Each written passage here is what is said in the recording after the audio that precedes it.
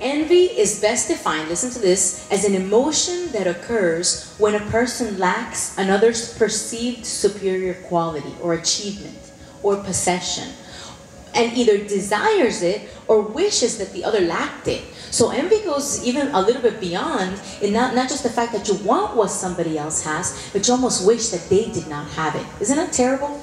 Now, I'll give you an example of this. If I'm going to envy somebody, it's not going to be Donald Trump, for example. Donald Trump is on a whole nother level than I am business-wise, and Donald Trump is a person that I don't have very many things in common with, that I cannot necessarily identify with. But let's just say I meet somebody who is a speaker. She's a Christian woman. She's married and has children, and she's being very successful in speaking in different ministries and how the Lord is using her. There would be a tendency there, because of the similarity that there is between us, there would be a tendency that if I'm going to envy her, I'm going to envy her more intensely. Okay, so when somebody is envying something that somebody else has, and somebody's looking at the other person and they see, you know what, I'm just like that person. I graduated around the same time, you know, and you know what, I'm even smarter than that person. Or you know what, I chose a better spouse than that person. There could be a more intense envy at that moment toward that person. Now, when I started working as an occupational therapist, and I eventually became a supervisor, a girl was hired at the place where I worked, and she was an occupational therapist as well. Now, she claimed to be a Christian, so I befriended her, and I thought how wonderful. I could pray with this person at work. I could do great things with her, you know, in ministering to our co-workers, etc., etc. But unbeknownst to me, she began to tell other people at my job things about me, and even my manager. She began to say negative things about me, and she began accusing me of doing certain things that were not right. Things that I wasn't supposed to do. Now, my manager pulled me to the office one day, and she said to me, this is what this girl is doing. Now, I hired you, and I know you, and I know that these things are not true about you. But I just want to let you know, and from now on, I want you to keep a log. I want you to keep a log in the computer of everything that she says to you and everything that she does with you, just so that we know what it is that she is up to. Can you imagine that? I felt like a private investigator. I felt like I had to sit there and pay close attention to everything she said to me and did to me. Now, eventually the Lord answered my prayer, and she ended up leaving. But the conclusion that my managers and my supervisors and those that were above me made was that she was envious of me. That she really wanted the things that I had. She wanted to be married. She wanted to have kids. She wanted to be a supervisor. She wanted to be in charge.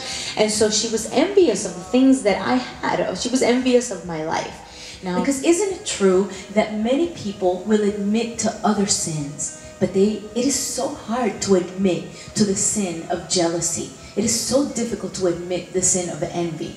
I know many people throughout the years being in ministry that will come up for prayer, and people will just even publicly admit in front of others, not even necessarily just in prayer time, but even just in front of others, they'll say, you know what, I'm just really lazy. I have a problem with laziness. I'm not diligent at all, and I just, I like to sleep too much, and, I really want you guys to pray for me for that. And people will actually publicly admit to laziness and to not being diligent and not being a hard worker, and people will even admit to other things. People will say, I have a problem with fear. I'm afraid that, something's going to happen to my kids. I'm constantly afraid of the future. I'm afraid my husband's going to leave me. I'm afraid my wife is going to do this or that. And people will publicly admit to something like that. But in so many years of ministry, I have never had somebody come up for prayer and say, you know what, Pastor? That new girl that just got here, that, the dancer? You know what? I have to admit that I am so envious of her. I'm so envious of her that I wish that she was not a good dancer. I wish I could dance like that. What's more, I wish she would break her leg so she doesn't dance anymore like that. I have never had anybody come up to me in the years of ministry to come and say that to me and say, you know what, Pastor, pray for me because I feel so jealous and I feel so envious of this person. Isn't that true?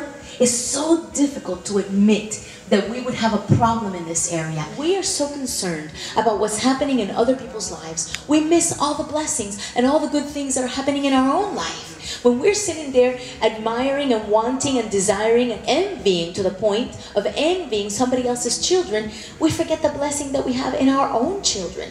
When we're sitting there envying somebody else's husband, we are forgetting the blessing that we have in our husband or our wife, our spouse. We're losing out. We're missing out on all the great things that God is doing in our life because our eyes are on other people's lives. And this should not be so.